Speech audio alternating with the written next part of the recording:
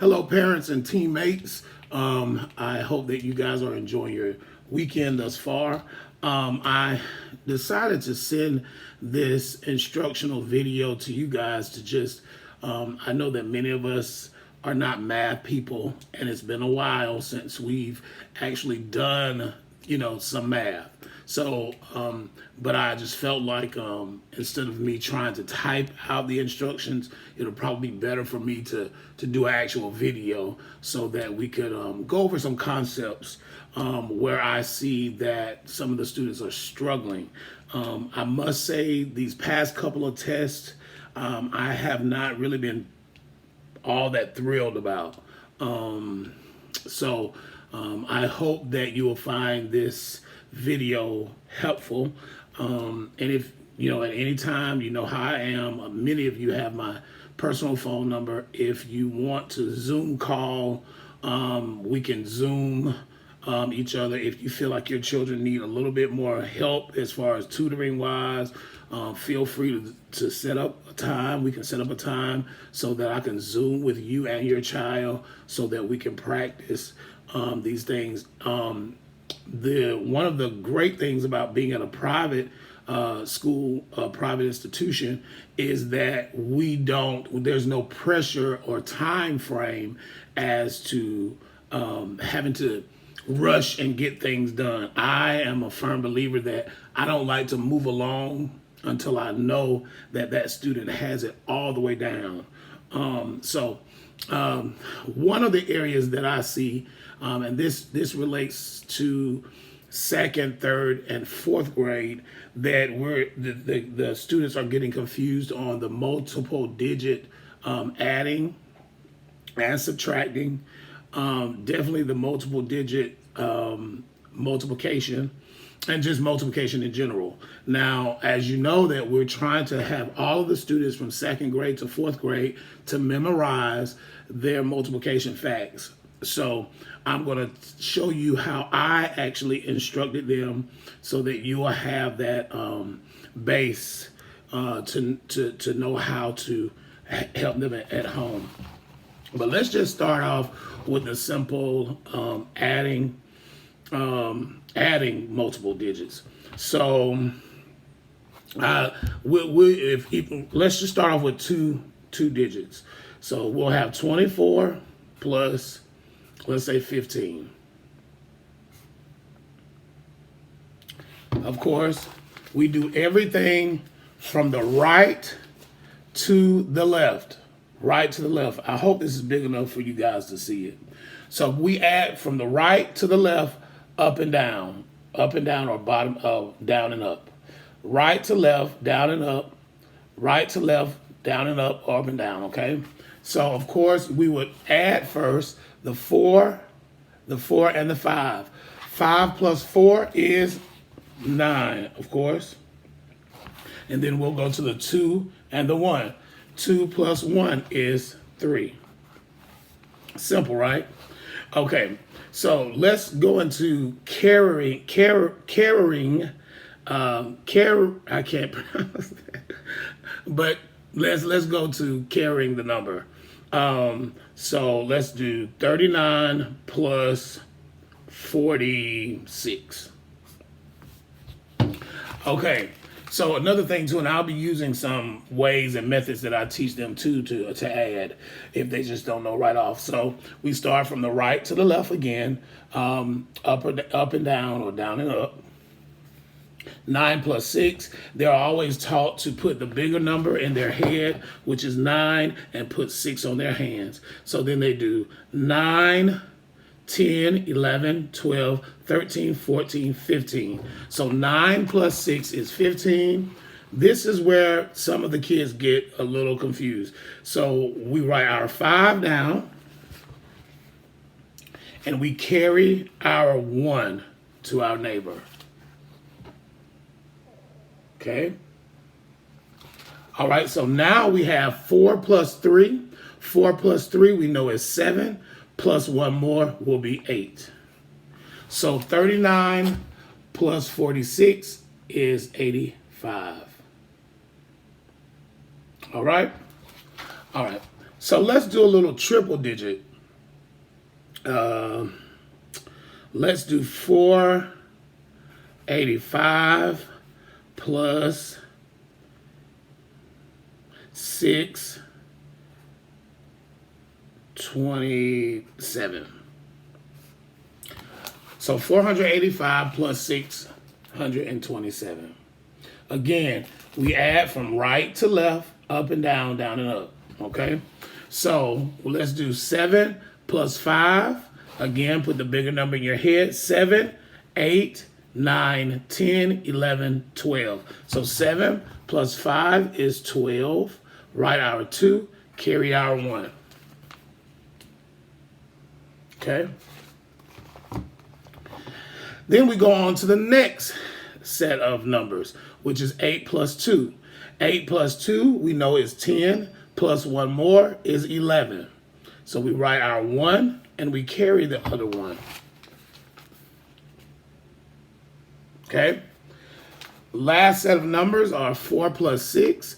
6 plus 4, we know, gives us 10, plus 1 more gives us 11. And our students know exactly where to put their commas. And each area before, in between, and after a comma are known as periods. Periods. So this 1 is in a period, and then the 112 is in a period. Okay? So there's usually 3 digits to a period. Okay? All right. So that's adding out the way. Let's do some double digit subtracting. So let's do 52 minus 11. Real simple. So we have 52 minus 11. Again, we also subtract from right to left. And then now we do bottom to top. Okay? So we always take the bottom from the top. Always take the bottom from the top. So 2 minus 1 is 1. And 5 minus 1, of course, is 4.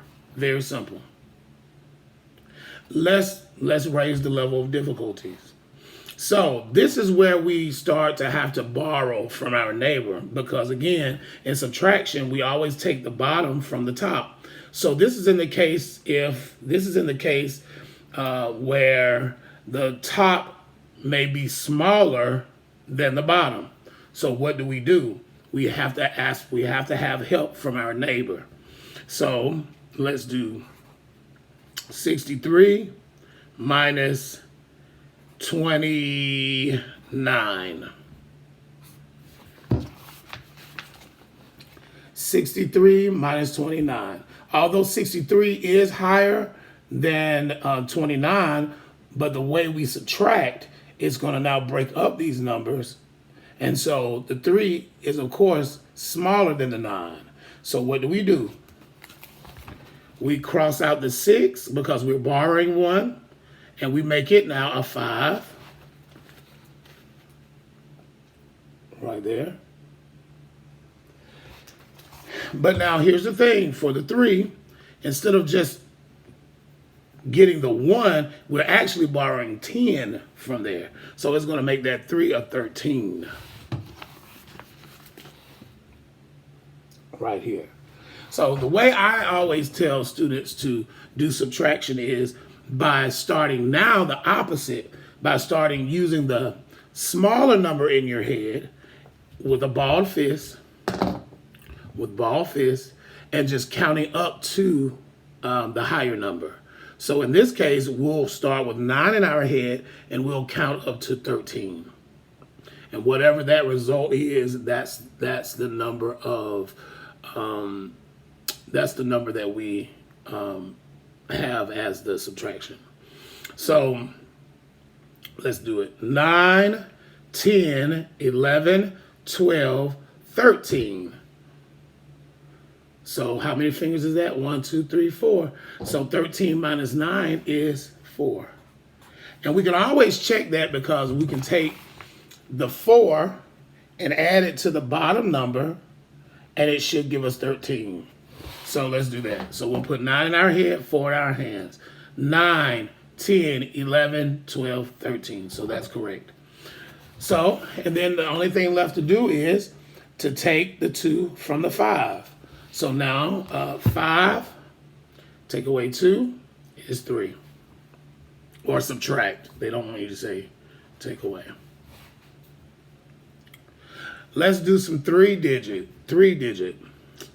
So let's do 7, 54 minus 5, 67.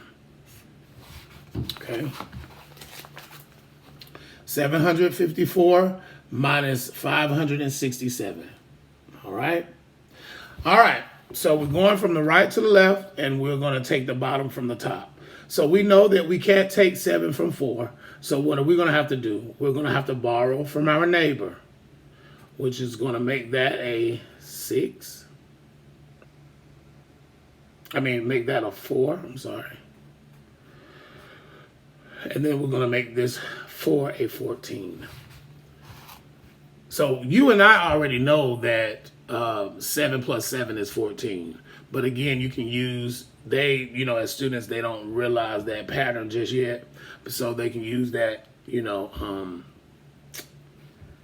counting up too, okay? So 14 minus 7 is 7.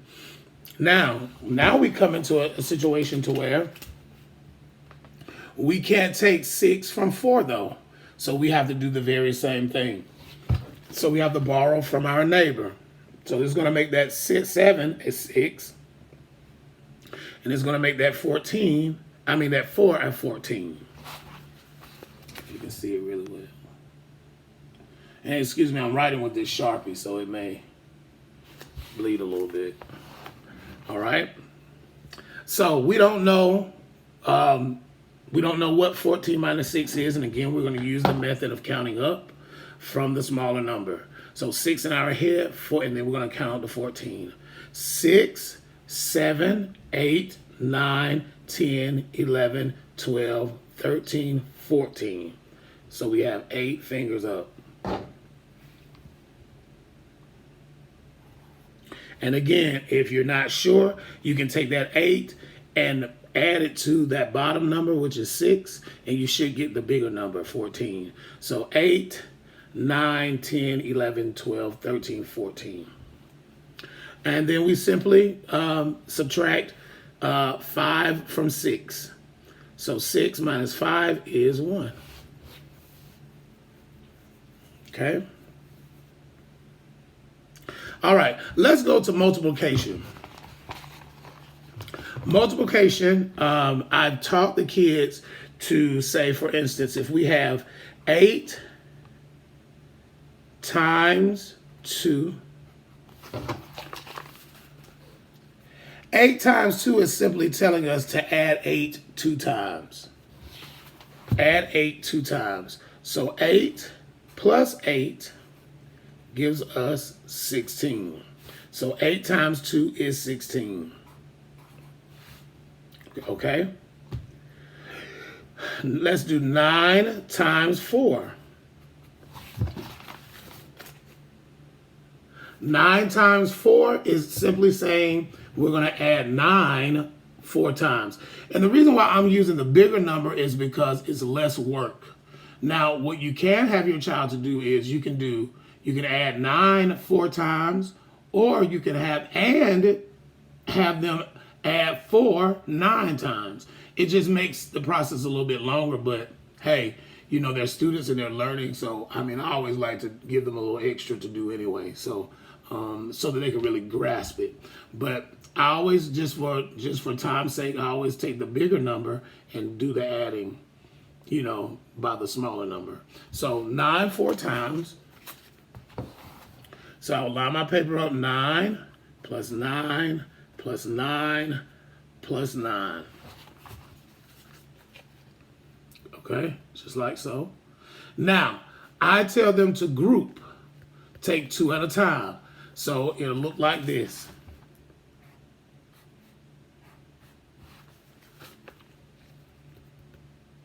so that they can get that clear visual, okay? So we know that 9 plus 9 is 18.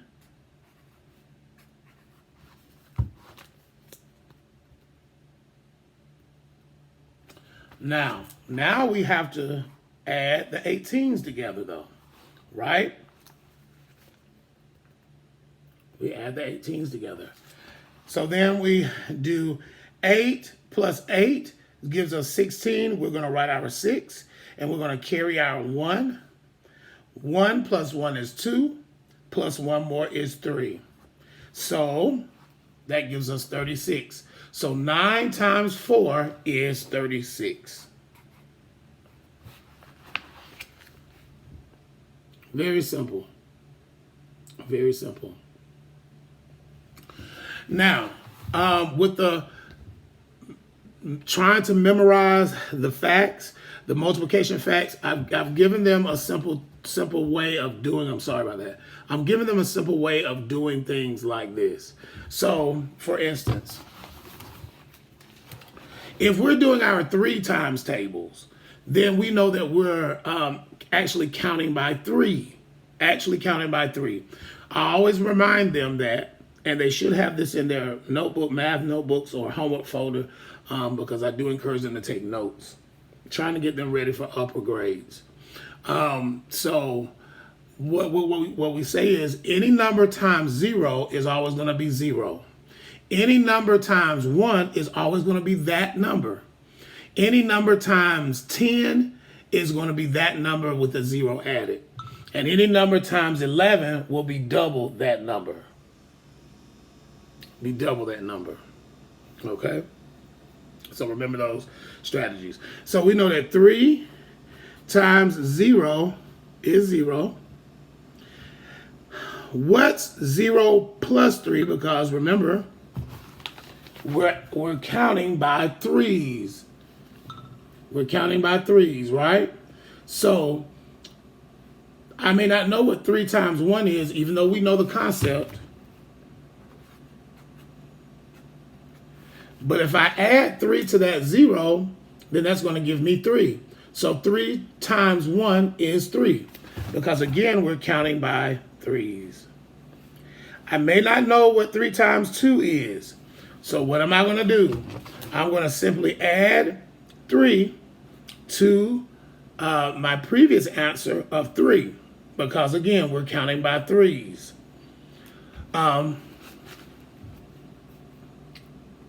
So 3 plus 3 is 6. So 3 times 2 is 6. I may not know what 3 times 3 is. So again, what are we going to do?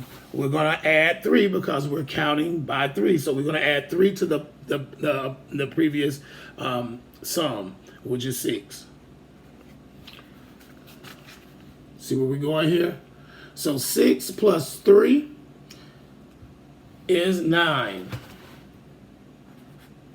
And then we'll just keep doing that all the way throughout the 12. I hope you guys got that. So you can do that with each of the multiples. Whatever multiple you're using, that's how much you add to the sum of the previous fact, okay, to determine the next sum. All right.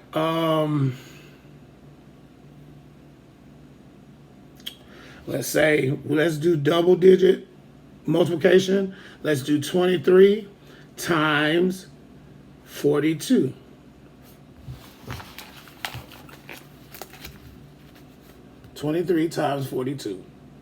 So here we do the same concept. We use the same concept. We multiply from right to left. Right to left. But there's a twist. Each of these numbers at the bottom are going to be separated, and they're going to be, at each number at the top has to be multiplied by each number at the bottom individually. So, for instance, that 2 at the bottom has to multiply the 2 and the 3 at the top.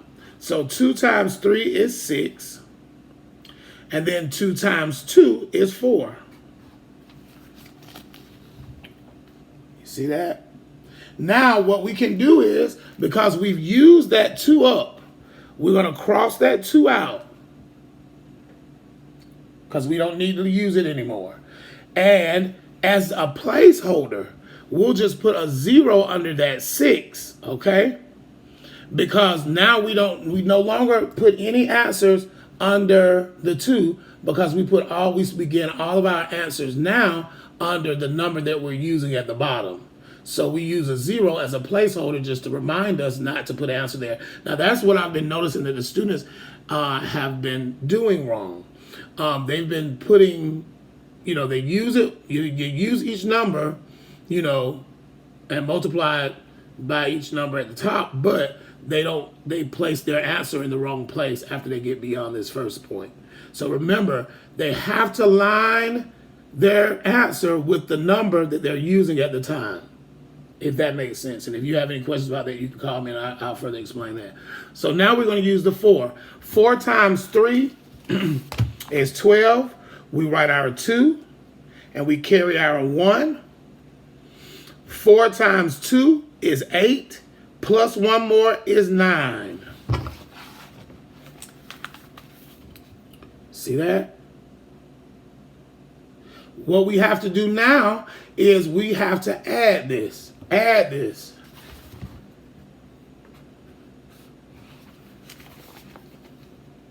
You have to add that, okay? 6 plus 0 gives us 0. 4 plus 2 gives us 6. And we just drop down our 9.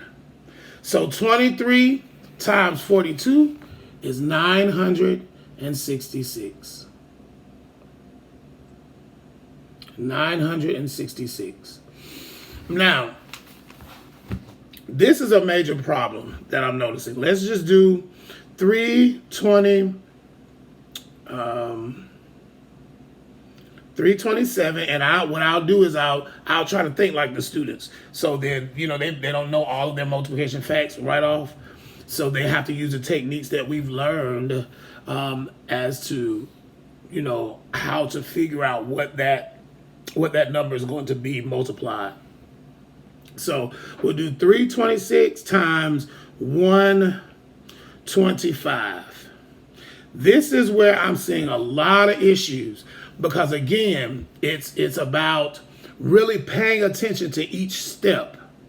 You have to pay attention to each step. It's going to be a lot of little numbers there, but you got to remember to do all of the things that you need to do in each step before you move to the next step. And what do I mean by that? Cross out those things you don't need. Make sure you put those zeros in those places as placeholders so you won't make that mistake to put that number in the wrong place.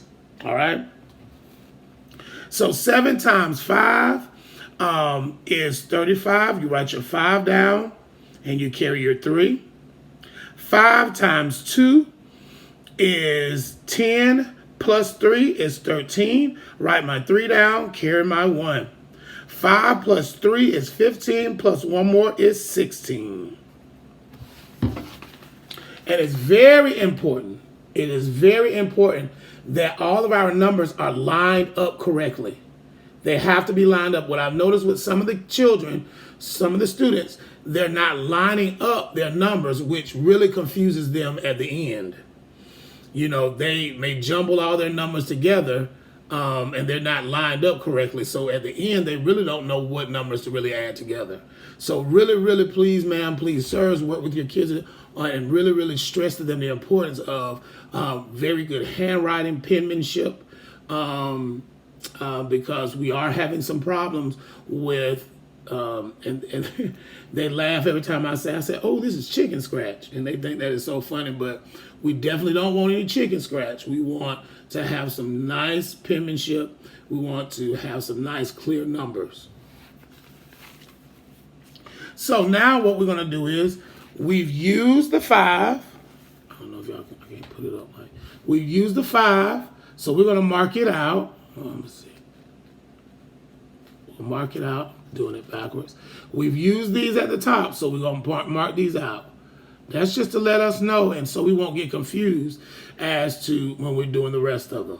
And then we're going to put a 0 under this 5. Oh gosh, I marked out the wrong 5. We mark out the 5 in the actual multiplication problem, okay? And we put a 0 under there to know that that place is taken, but we've got to start now with the 2, and we're going to start with our answer here, right directly under the 2, okay? So 2 times 7 is 14, put my 4, write my 4, carry my 1. 2 times 2 is 4, plus 1 more is 5. 2 times 3 is 6. 2 times 3 is 6.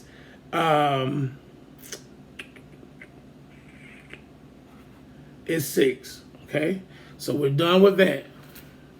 I really wish I didn't mark out that 5. Please know that I did not.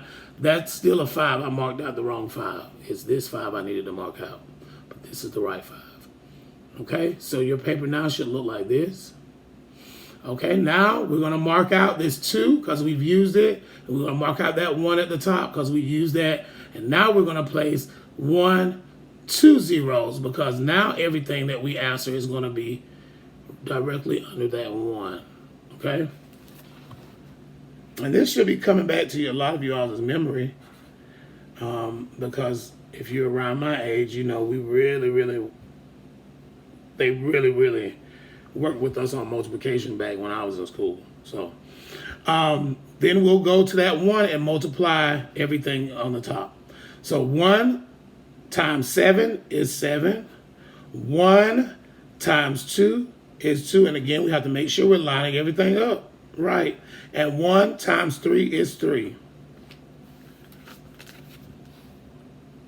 And we're going to add these.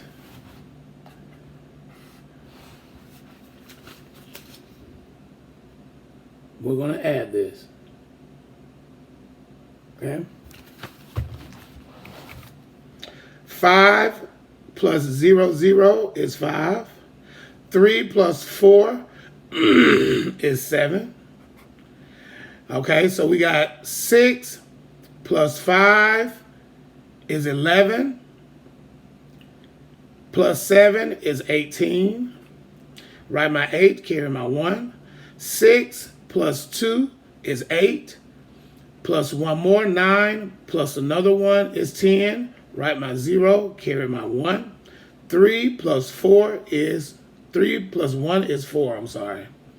And we'll put our comma in between the 0 and the 8.